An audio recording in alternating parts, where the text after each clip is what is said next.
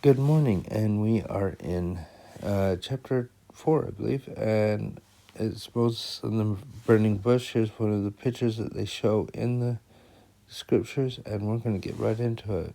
There's Moses and the burning bush. And Moses answered and said, Behold, they will not believe me, nor hearken unto my voice, and for they will say, The Lord hath not appeared unto thee. So they will think, oh no, this isn't going to happen. And Moses has already resigned the fact that they won't listen to him, neither the Israelites or the Egyptians. And the Lord said unto him, What is in thine hand? And he said, A rod. And he said, Cast it on the ground. And he cast it on the ground, and it became a serpent. And Moses fled from it. And the Lord said unto Moses, Put forth thy hand, and take it up by the tail. And he put forth his hand, and caught it, and became a rod in his hand. One thing this does is help Moses see that he has the faith to do these things, and that he needs to rely on the Lord, and that they may believe that God of the fathers of Abraham, the God of Isaac, the God of Jacob, hath appeared unto thee. Here we go again. Last chapter, he mentioned it 3 or 4 times. This chapter, he's mentioned it again. The God of their fathers. And the Lord said furthermore unto him, Put thine hand in thy bosom. And he put his hand in his bosom, and when he took it out, behold, his hand was leprous as snow. And he said, Put thy hand in thy bosom again. And he put his hand in his bosom again, and pulled it out of his bosom, and behold, it was turned again, restored again,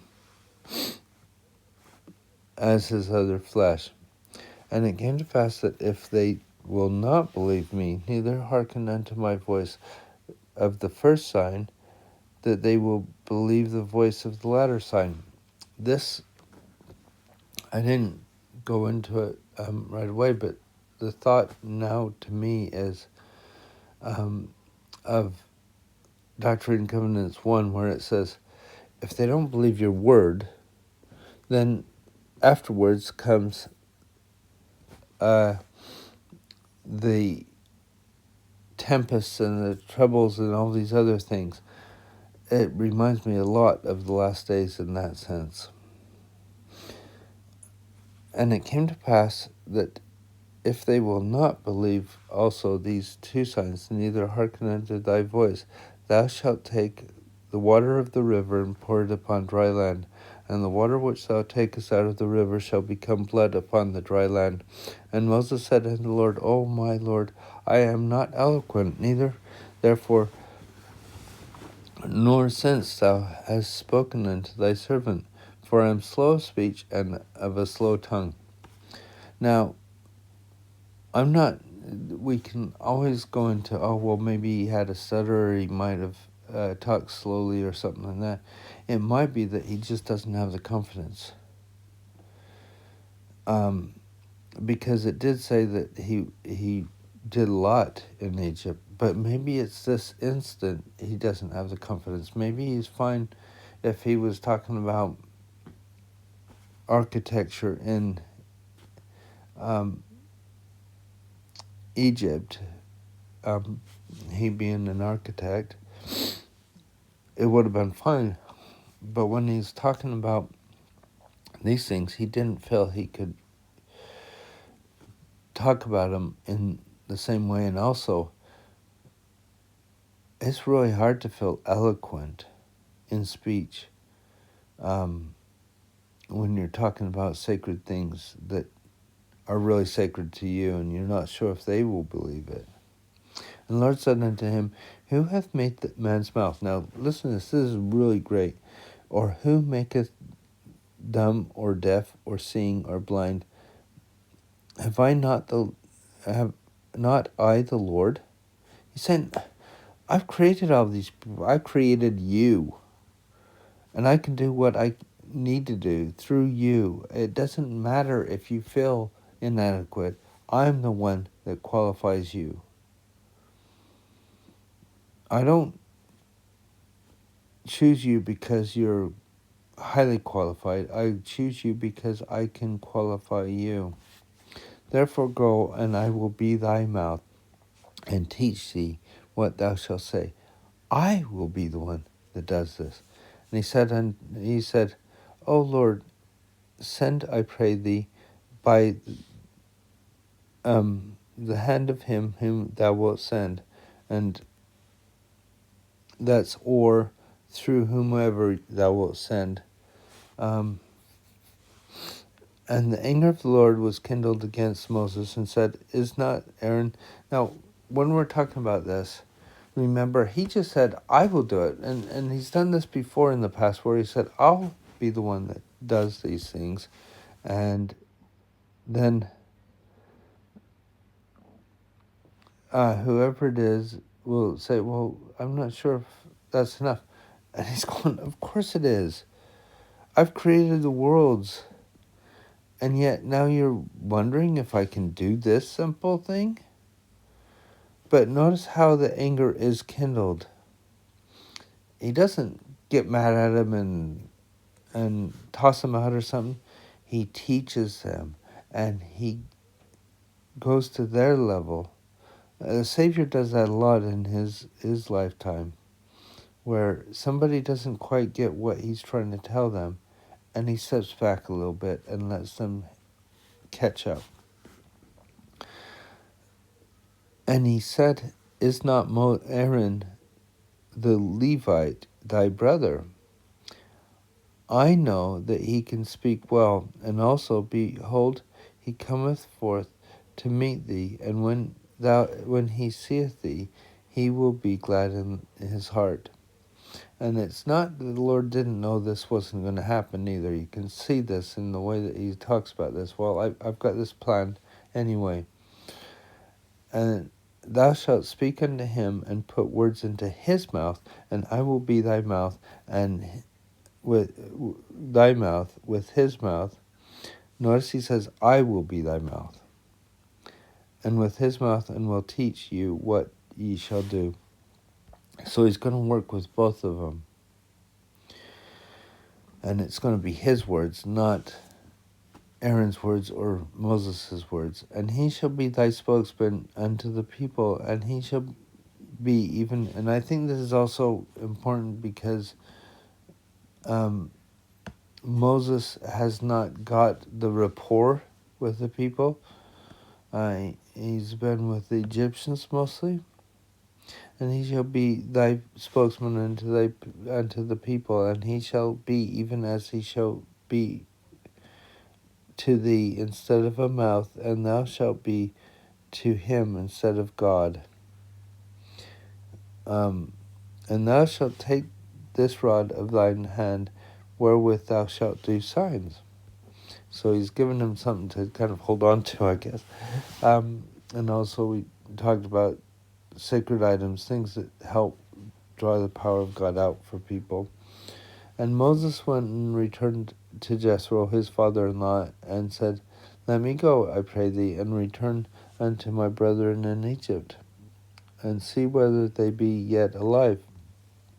And Jethro said unto Jethro, I don't know where that came from, said unto Moses, Go in peace. And the Lord said unto Moses in Midian, Go and return to Egypt, and all the men are dead that sought thy life. So the Lord set him up and waited, and then told him when to go, once he was ready. And Moses took his wife and his sons and set them upon their asses, and returned to the land of Egypt. Moses took the rod of God in his hand. And the Lord said unto Moses, When thou goest to return to Egypt, see that thou do all the wonders before Pharaoh. And there is a thing here. Did God harden the heart, Pharaoh's heart?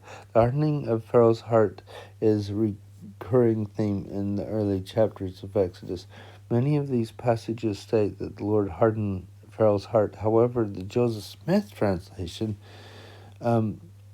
Each such passage is revised to say that Pharaoh hardened his own heart. These revisions emphasize Pharaoh's personal agency in resisting God's will, and it makes the story understandable and so much easier to understand why it was so bad. Pharaoh chose to go against what God had said. And I think that's really important that we put it here. And I put it in terms, and see that thou do all the wonders before Pharaoh, which I have put into thy hand. And when we talk about put into thy hand, we're talking about the power of God that he put into his hand. But I will harden his heart. And we already talked about the Pharaoh. If I went into their footnote, Joseph Smith translation, I will prosper thee, but Pharaoh will harden his heart, and he will not let the people go. And he shall not let the people go. And thou shalt say unto Pharaoh, thus saith the Lord, Israel is my son, even my firstborn. This is key.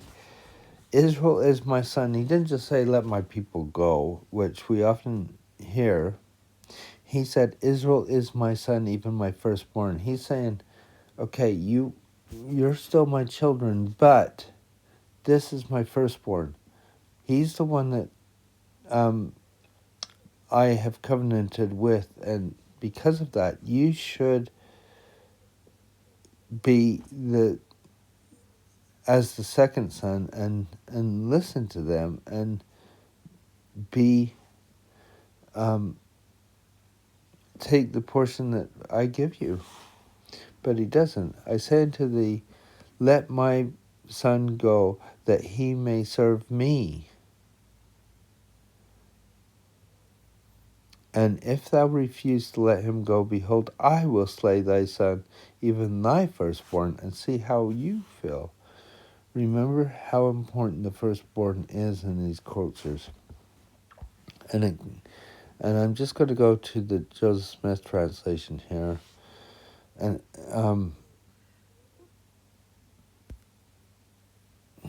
it came to pass that the Lord appeared unto him as he was in the way by the inn. The Lord was angry with Moses, and his hand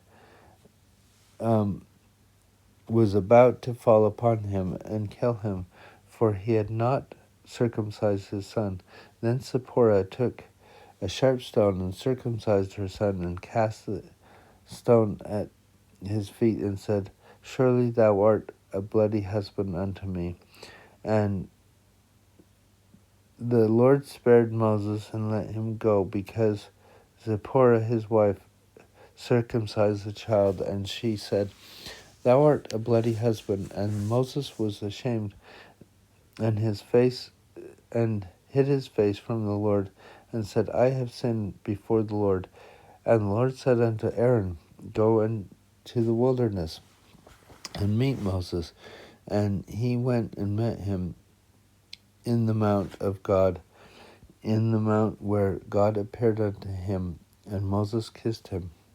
So it's a really interesting story. He's gone back to where they can speak with God. But what is this story about? Well,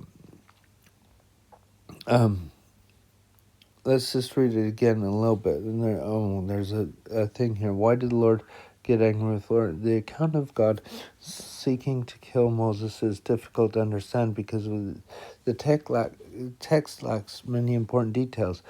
The Joseph Smith translation indicates the Lord was angry with Moses for failing to circumcise his son, that Zipporah's actions of circumcising the child spared Moses' life. Remember, this is a covenant he had made back to Abraham.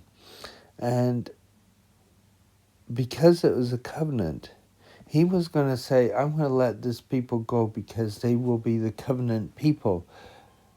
but I haven't done the covenant myself. So there's a lot in there. I'm going to skip to 26. So he let him go, and she said, "A bloody husband art thou because of the circumcision." And the Lord said unto Aaron, "Go unto the wilderness and meet God." And he went and met him in the mount of God and kissed him. And Joseph told Aaron all the words of the Lord and who sent him, and all the signs which he commanded him. So remember the signs that he showed him: the staff turning into a serpent, the leprousness, and the water turning to wine. And Moses and Aaron went and gathered together all the elders of the children of Israel. So Aaron has seen these signs as well. And Aaron spake all the words which the Lord had spoken unto Moses, and did signs that in the sight of the people. So he also did the signs. And the people believed, and when they heard that the Lord had visited the children of Israel, and that he took upon their affliction, and he looked upon their afflictions, then they bowed their heads and worshipped.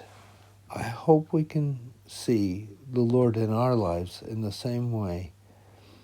And I hope that as your day goes on, that you'll see how the Lord has blessed you and maybe the miracles in your life.